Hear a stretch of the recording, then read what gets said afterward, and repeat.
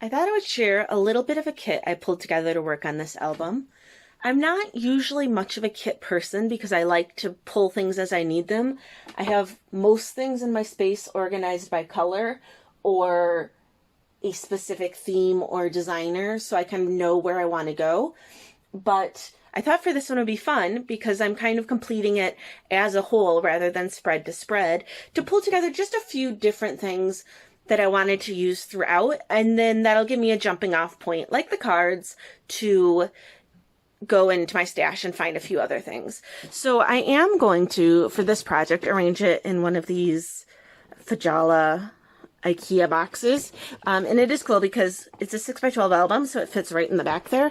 You won't be able to see it when I'm actually on screen here, but it's there.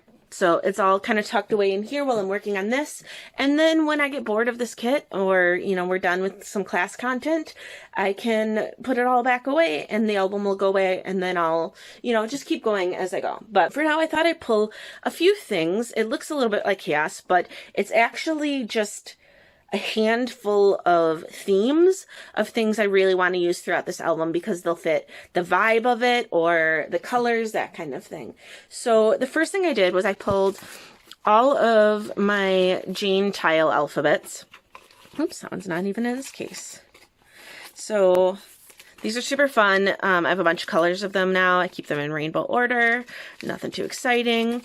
The red one is from the brand new Document December release, so I have to remember to put that in when I'm done, but I thought I might want a red option. And so I have these, and they're great because they have numbers, so I thought they'd be good for the ones where I just want to number things. But the tiles also always remind me of like train station boards or airport boards, the old-timey ones where it spells it all out in the tiles. So I thought those would be fun, so I just grabbed all of those together there. And then the next thing I pulled out was cork. I thought cork would be really good to go along with this series of pictures. It's very appropriately toned for Prague, I think, a lot of the buildings and stuff. So I pulled out some cork and some gold. And also it's, because all of the pictures are Kens, it's a little bit like, it's not a cutesy look. It's a little bit more masculine. I don't really like to gender my products because I would definitely use cork a lot on my own things. But I thought this would be a good match for the photos I have. So I pulled a bunch of arrows. I pulled some more numbers there. Just all different brands, all different things. I am actually right in the middle of changing how I store all of my cork and my puffy stickers. So next time you see this, it'll probably be completely different. But for now, this is what we got. So cork, cork, cork.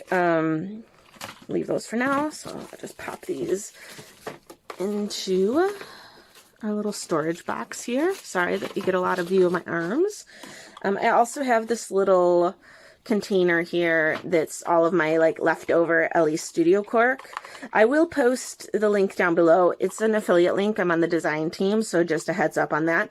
But I love their cork and I've used lots of it, so I usually have like 1 or 2 pieces left over from any given kit or any given collection, so I just throw them all in there together and then I can pull them when I need them.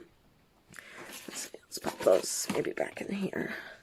And then I just have this tiny little container of, I took a sheet of cork at one point and cut a bunch of these little banners off, so they will be similar to these, where I can use my own stamps and heat emboss white on them and just have them be whatever I want them to be. So I think when I did those, I probably cut about 100 or so of them. So I just took a few of them and put them in this little container, and now I can throw in my kit.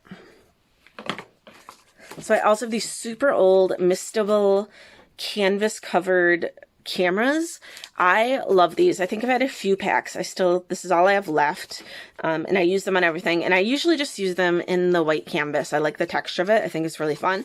So I thought I'd pop those in to use on a few different things. Next up, of course, I have puffy stickers. So I pulled a few travel type theme ones I have from previous Ellie Edwards travel kits. I pulled some gold ones since I pulled in some gold with the cork. I thought I'd try and see if I could get some of those in. Again, another travel one. I pulled these 2 sets of word stickers. I thought they were just a really good size for the album. This one's specifically travel. This one's more like generic phrases. But I thought those could be really fun to work with. And then I just pulled 1 set of tiny shapes and dots puffy stickers. There's probably half a dozen colorways of these now, and they're my favorite go-to little detail finishing bits. So I thought I'd put one of those in there in probably, you know, the best color match in order to remind me, but I will definitely be going and pulling some more of those. I did pull kind of 3 washi tapes just to remind me to use some washi tapes. So I have a blue, navy blue diagonal stripe. I have a kind of copper colored passport stamp, and then I have a skinny black with gold just polka dots. I did go through some of my Allie Edwards travel release, like die cut pieces and different embellishment pieces, and so I pulled just like a few transparencies. This is a city grid map circle from all different collections. These ones are a stack of rectangles with different shapes on them. This is actually a piece of the packaging it came in one year. It's just got a topographical map on it. I pulled the Travel Stories hexagon. I already have one of the hexagons in the album, I noticed, so I thought that'd be a good match. Just a few like little die cut bits or little fabric patches that I thought would match well, so just gonna tuck those in there for now. And then these ones are all strips that have kind of a coppery rose gold words and like phrases on them that are travel themed, and since I was kind of using a metallic vibe anyway, I thought I'd do that. And then these ones are more a category of like good things to put titles on. So a lot of my cards are just going to be labeling what the name of the place was. I am still super obsessed with this half circle geotag. There's a whole pad of them. I've used quite a few in the past, but I love them to just put a name across of a site.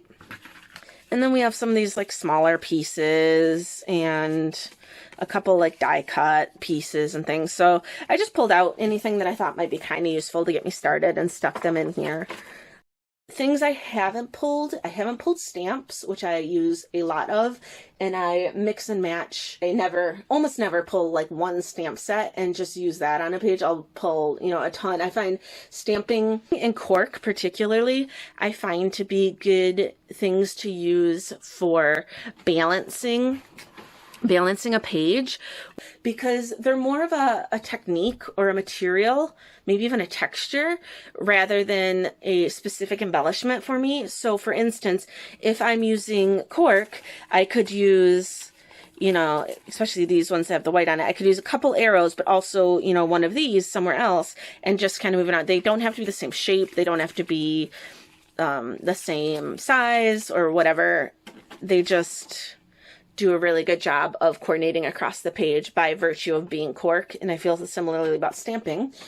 That was a very long-winded way of telling you I haven't pulled stamps yet, because I would pull them page by page.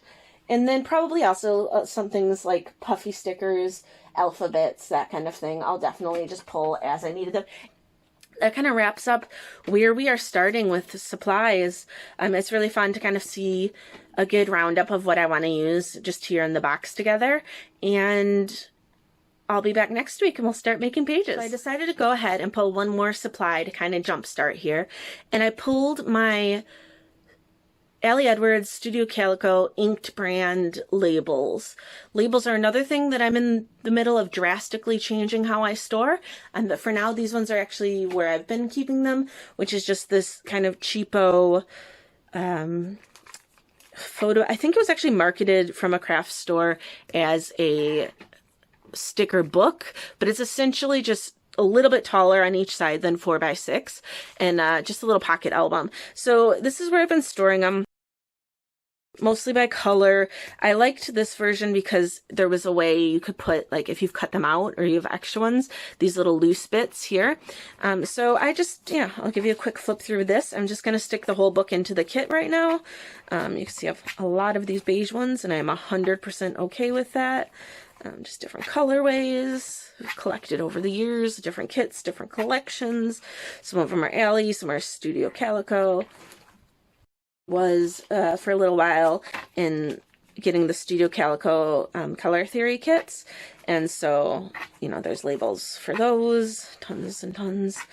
Got different dye here. Some more labels, some more labels, some more labels, just all sorts of things here. So this will be a good bouncing off point. I'm not locking myself into only using these labels, but it's a really good starting point to remind me to pull out labels. I'll just show you the cover has this like goofy little unicorn on it because it's just, you know, a little like kids sticker book product, but it's been really good for holding the inked brand 4x6 stickers. So I've been doing that for a long time. So I do just have them popped in there, and I will just stick this also into my box, and that will be something I can pull from when I make pages next week. All right, see you soon, guys.